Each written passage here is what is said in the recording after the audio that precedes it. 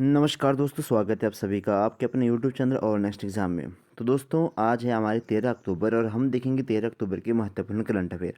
तो चलिए स्टार्ट करते हैं। आज का पहला प्रश्न है कि 9वां P20 शिखर सम्मेलन कहाँ पर आयोजित करा गया। तो यशोभूमि यहाँ पे इसको स्टार्ट कर मतलब इसको आयोजित करा गया जो कि नई दिल्ली के पास है। G20 पार्लियामेंट्री स्पीकर समिट जो था उसको P20 के नाम से हम जानते हैं। थीम इसकी क्या थी, वही G20 की जो उसकी तर्ज के ऊपर इसको P20 की तर्ज के ऊपर इसको करवाया गया। थीम वही वसुधैव कुटुंबकम थी, one earth one family one future आपकी G20 की।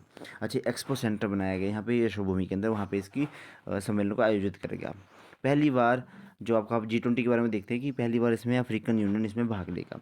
G20 की अगर हम बात करें, आपको पता है कि इस बार का होस्ट भारत था। इससे आगे वो 2024 में ब्राज़ील इसका होस्ट करेगा। थीम के बारे में मैंने आपको बता दिया। 2023 के जो शेरपा थे वो थे आपके अमिताभ कांत, और बैठक जो थी वो भारत मंडपम में करवाई गई थी। 21वां देश मैंने आपको बता दिया, अफ्रीकन यूनियन इसमें शामिल हुआ।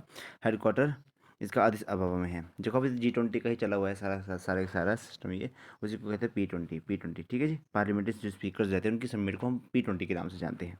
G20 के पार्लियामेंट स्पीकरों को हम P20 के नाम से जानते हैं, याद रखें इस बात को। अच्छा, अगला क्वेश्चन हमारे पास लोकसभा। इसमें जो पहले स्पीकर बने थे लोकसभा के वो थे GV मावलंकर। संयुक्त बैठक जो करवाई जाती है उसके जो हेड करते हैं वो लोकसभा स्पीकर करते हैं। पहली महिला लोकसभा में जो स्पीकर रही थी वो मीरा कुमार रही थी। और जो धन विधेयक आता है, मनी बिल आता है, उससे रिलेटेड जो भी रहेगा वो पहले आपको लोकसभा में ही आएगा, राज्यसभा में नहीं आएगा। पुराने संविधान का नाम जो था हमारा वो था संविधान सदन। जो नया संसद भवन आपको बना उसको 28 मई 2023 को भारत की जनता को समर्पित करा गया और प्रधानमंत्री मोदी जी के द्वारा इसका उद्घाटन हुआ। वास्तुकार थे इसके बिमल पटेल। लोकसभा में जो सीटें रखी हैं इन्होंने 888 सीटें रखी हैं और राज्यसभा में 384 सीट्स यहाँ रखेंगे। और सेंट्रल विस्टा प्रोजेक्ट के तहत इसको टाटा कंपनी की द्वारा बनवाया गया। पहले जो संविधान संशोधन करवाया गया था, है ना, पहले संविधान संशोधन से लेके अब तक अभी तक 105 संविधान संशोधन हो चुके हैं। 106, तो 106 भी हो चुका है ना। अच्छा, बट कितने बिल आ चुके हैं आज तक? ये 128 बिल आ चुके हैं। 128वां बिल था वो महिला आरक्षण बिल था, है ना। नारी आरक्षण को नारी शक्ति वंदन अधिकार इसको बोला गया था। 33% आरक्षण दिया गया 15 सालों तक महिलाओं को। ये क्वेश्चन बनेगा। अगला प्रश्न हमारे पास, यूरोपियन अंतरिक्ष एजेंसी के अनुसार ब्राज़ील के आकार से 3 गुना ओजोन छिद्र कहाँ पर हुआ है? तो अंटार्कटिका के ऊपर अब दोबारा से इसको बोला गया कि जो होल है ओजोन लेयर के ऊपर वो दोबारा से हो चुका है। ठीक है जी। 26 माइल किलोमीटर स्क्वायर का है आपका अंटार्कटिका। उसमें से सबसे बड़ा आकार जो है वो आपका 28.4 किलोमीटर स्क्वायर का है। मतलब ये कम था पहले, अब ज़्यादा हो चुका है। अगला, ओजोन परत की अगर हम बात करें तो समताप मंडल में ये पाई जाती है। सूर्य की जो परवैंगनी किरण होती है उसको रोकने से उनको रोकता है, जिनको हम बोलते हैं कि उनसे उनसे स्किन कैंसर होता है। ठीक है। और जो ओजोन परत की मोटाई को मापने वाली जो इकाई होती है ना उसको बोलते हैं डॉप्सन यूनिट। ओजोन क्षेत्र की अगर हम बात करें, ओजोन क्षेत्र की खोज किसके द्वारा करी गई थी? तो फॉरमैन के द्वारा इसके क्षेत्र की खोज करी गई थी। 16 सितंबर 1987 को मॉन्ट्रियल प्रोटोकॉल होता है जो कि ओजोन परत के संरक्षण के बारे में बात करता है। तो इसमें बोला गया था कि जो क्लोरोफ्लोरोकार्बन्स हैं हम उनको बैन कर देंगे। अंटार्कटिका की बात करें तो इसको वाइट ऑइंटमेंट के नाम से भी जाना जाता है। इसकी जो हाईएस्ट पीक है अंटार्कटिका की, क्योंकि मेनली ये बर्फ़ से ही ढका रहता है। हाईएस्ट पीक है इसकी माउंट विंसन मैसिफ। भारत द्वारा यहाँ पे मिशन चलाए गए हैं, जैसे अपने हमारी रिसर्च सेंटर हैं गंगोत्री, मैत्री और भारती।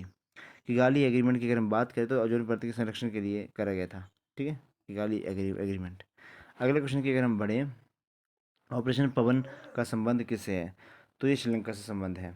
11 अक्टूबर 1987 को श्रीलंका की जो जाफना प्रायद्वीप है भारतीय वायुसेना मतलब तमिल समुदाय के लोग रहते हैं जाफना द्वीप के अंदर, भारतीय सेना के द्वारा चलाया गया था। 87 में हुआ गया था कि प्रधानमंत्री राजीव गांधी जो थे वो थोड़ा वहाँ पे गए थे और उनका असैसिनेशन हो चुका था। जो वहाँ के जो एक ग्रुप है लिट्टे, ठीक है, उनके द्वारा। फिर हुआ क्या था, पहले सिंघली प्रदेश में इसको चलाया गया था आपका ऑपरेशन पवन। याद रखिए ऑपरेशन पवन कहाँ से संबंध है? तो ऑपरेशन पवन आपका श्रीलंका से संबंध है। अब एक और हमने एक मिशन चलाया ऑपरेशन अजय, वो संबंध है आपका जो भी सीरिया और इसराइल से लोगों को इवैक्यूएट करने के लिए भारत के अंदर, उसके लिए हमने चलाया ऑपरेशन अजय। ऑपरेशन अल अक्सा फ्लड ये हमास द्वारा इसराइल के लिए चलाया गया।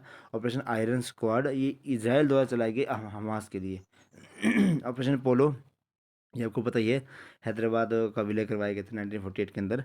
फिर ऑपरेशन ज़ीरो आर, ये भारत छोड़ो आंदोलन के टाइम के ऊपर चलाया गया था और उसमें सारे बड़े नेताओं को जेल में डाल दिया गया था। ऑपरेशन दोस्त तुर्की और सीरिया के लिए चलाया गया था। ऑपरेशन कावेरी सूडान के लिए। ऑपरेशन करुणा आपका म्यांमार के लिए। चौथा प्रश्न हमारा, चीन के BRI प्रोजेक्ट के तहत Padma bridge link rail link कहाँ पर प्रारंभ हुआ? तो ये बांग्लादेश में प्रारंभ हुआ। तो अगर बांग्लादेश की जो CM है वो है PM है हमारे वो है आपकी शेख हसीना, सॉरी।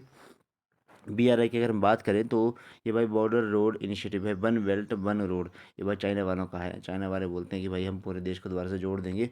एक तरह से उन्होंने सभी जो मेन मेन जो कंट्रीज़ है ना उनको काउंटर करने के लिए उनको क्या क्या करते हैं, पैसा दे देते हैं खूब सारा। और उस पैसे में बाद में जाके उनको डुबा देते हैं कि हम आपके यहाँ से रोड निकालेंगे, ये करेंगे, वो करेंगे, पैसा भी हम लगाएंगे, आप बस इतना इंटरेस्ट चुका देना। और जब कोई कंट्री इंटरेस्ट नहीं चुका पाती तो उसका पूरे का पूरा एरिया वो कैप्चर कर लेते हैं। मैत्री पाइपलाइन बिछाई है भारत और बांग्लादेश ने, जो कि डीजल की सप्लाई को पूर्ति करती है। 100वां संविधान संशोधन हुआ था हमारा 3 बीघा कॉरिडोर के लिए, भारत और बांग्लादेश की सीमा के लिए।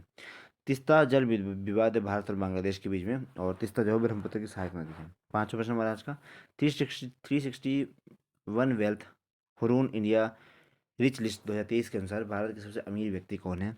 तो कौन होगा? None other than Mukesh Ambani. फिर सेकंड हमारे पास गौतम अडानी, और थर्ड पे पहुंच गया भाई कोविशील्ड। कोविशील्ड जिसने बनाई थी, इतनी कोविशील्ड बेच दी कि भाई ये दुनिया के मतलब इंडिया के तीसरे अमीर व्यक्ति बन गए। ठीक है।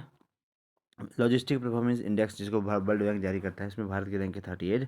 चौथा रैंक है आपका भारत पावर इंडेक्स में, और एशियन गेम्स में भी चौथा रैंक था। 126वां रैंक है शांति और खुशहाली सूचकांक के अंदर। 161वां रैंक है भारत का प्रेस फ्रीडम इंडेक्स के अंदर। 127वां रैंक है हमारा ग्लोबल जेंडर गैप इंडेक्स के तहत, जिसको वर्ल्ड इकोनॉमिक फोरम के द्वारा जारी किया जाता है। और 48वां रैंक था हमारा टोक्यो ओलंपिक में।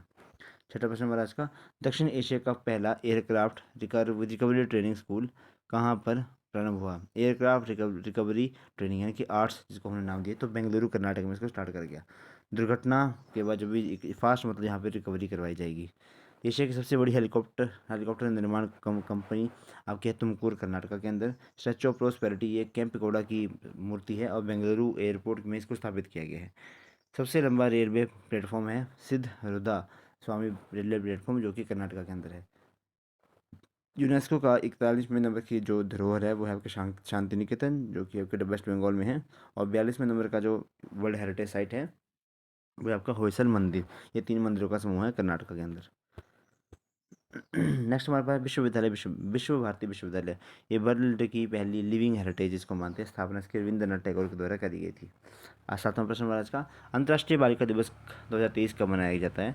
तो 11 अक्टूबर को मनाया जाता है। पहली बार इसको 2012 में बनाया गया था। 2011 में प्रस्ताव आया था कि बनाने की। थीम क्या है इस बार की? बालिकाओं के अधिकार में निवेश करना।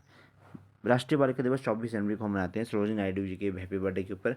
राष्ट्रीय महिला दिवस हम मनाते हैं 8 मार्च को। अंतर्राष्ट्रीय महिला दिवस 8 मार्च, और राष्ट्रीय महिला दिवस 13 फरवरी को मनाते हैं। ठीक है। जो 13 फरवरी है ना, ये मनाते हैं हम सरोजिनी नायडू जी के बर्थडे के ऊपर। ठीक है।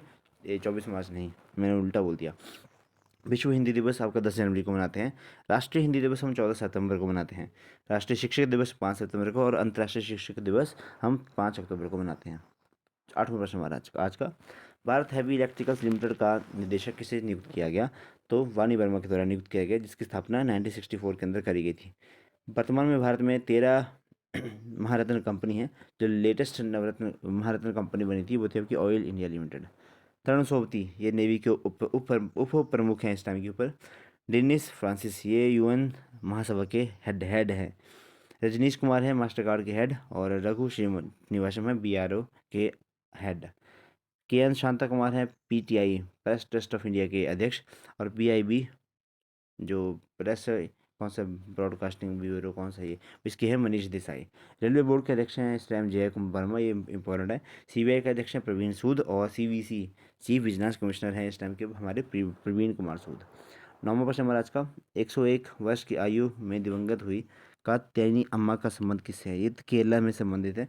और भाई साक्षरता अभियान की पोस्टर गर्ल के रूप में इनको माना जाता है। इन्होंने ऐसा माना जाता है कि इन्होंने 90+ की उम्र में अपनी पढ़ाई स्टार्ट करी थी, और जब इन्होंने मतलब क्वालिफाई की थी 10th क्लास की क्वालिफाई की थी, इनकी मैथमेटिक्स में थे 98 मार्क्स। तो उस टाइम बड़ी आइकन चली थी कि इतनी एज में इन्होंने इतने सही से अपना मार्क्स वगैरह लिए। स्कूल नहीं गई, सीखने की जिज्ञासा के लिए थी, ठीक है। पोस्ट ग्रेजुएट में बन गई बाद में जाके। दिलीप महान उन लोगों से जिनकी अभी मृत्यु होगी, जिन्होंने ओआरएस का घोल बनाया था, और इनको हमने पद्म विभूषण भी दिया। एम एस स्वामीनाथन हरित क्रांति के जनक जिसको कहा जाता है, तो हरित क्रांति के जनक थे आपके एम एस स्वामीनाथन। बालकृष्ण दोषी, ठीक है, ये वास्तुकार थे। हरित क्रांति विश्व में किसके द्वारा स्टार्ट करी गई थी, तो नॉर्मल बोरलॉन्ग के द्वारा स्टार्ट करी गई थी।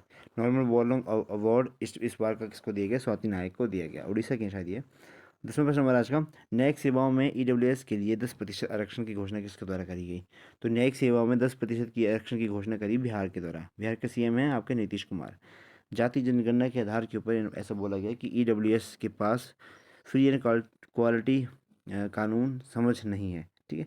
ईडब्ल्यूएस को 10% आरक्षण दिया गया था। 103वां संविधान संशोधन हमने करा था, जिसके तहत हमने आर्टिकल नंबर 15(6) और आर्टिकल नंबर 16 में 6वां क्लॉज इसमें ऐड करा था, उसमें चेंजेस करे थे।